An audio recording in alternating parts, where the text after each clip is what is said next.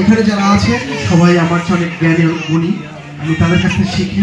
আমাদের আজকের অনুষ্ঠানের প্রধান অতিথি জনাব ইকবাল বাহার স্যার। আমি বিজনেস শুরু করেছি 2008 সাল থেকে। তারপরে আমি ওনার ট্রেনিংটা করেছি। উনি আমাকে চিনি কিনা আমি জানি না। আমরা দুই ভাই, একজন হচ্ছে আনিস আর একজন হচ্ছে দিদার। আমরা অনলাইনে একদিন মিট আপে ছিলাম।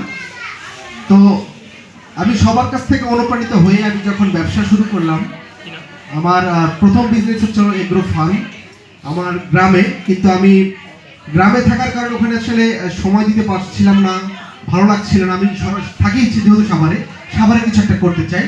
তো আমার প্রতিষ্ঠানের নাম হচ্ছে গ্রামের বাড়ির খামার ছিল, যেটাকে পরবর্তীতে আমি গ্রামের বাড়ির পণ্যতে রূপ দিয়েছি, যে গ্রামের বাড়ির খামারে উৎপাদিত হবে, গ্রামের বাড়ির পণ্যে বিক্রি হবে।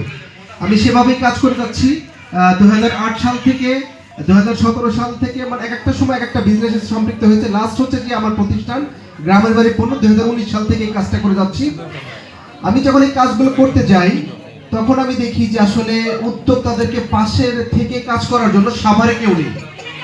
আমি ইকবাল বাহার স্যারের কাছ থেকে শিখছি, বিভিন্ন জায়গায় শিখছি, কিন্তু সাভারের আমাকে সহযোগিতা করার মতো ফিজিক্যালি কেউ নেই। সেই জায়গা থেকে 2020 সালে আমি আমার সংগঠন যুব উদ্যোক্তা ফাউন্ডেশনের যাত্রা শুরু করি। গত 5 বছর হলো। আমরা এ পর্যন্ত 8টা মেলার আয়োজন করেছি, বিভিন্ন সময় বিভিন্ন সেমিনার প্রশিক্ষণের আয়োজন করি। এখানে মামুন ভাইয়ের কমিউনিটি সেন্টার রেগুলার আমরা মেলা করি, পাশাপাশি হচ্ছে সাভারের বিভিন্ন অঞ্চলে ঘুরে ঘুরে মেলা করছি। আমিও স্যারের সাথে একমত যে দক্ষ উদ্যোক্তা না হলে টিকে থাকা যাবে না। আমি উদ্যোক্তাদেরকে বলি যে আপনি যদি টিকে থাকতে চান, আপনার যদি কোনো ভিশন না থাকে, আপনার যোগ্যতা না থাকে, আপনি যদি প্রতিনিয়ত এই প্রযুক্তির সাথে নিজেকে আপডেট করতে না পারেন, আপনি হারিয়ে যাবেন। এজন্য সবসময় চেষ্টা করবেন সবাই যে যার যার জায়গা থেকে সেই ট্রেনিং নিয়ে নিজেকে আপডেট করা। আমি বেশি কিছু আর বলবো না। ম্যাডামের সাথে কথা বলে একমত আমিও যে লেগে থাকতে হবে, হাল ছাড়া যাবে না।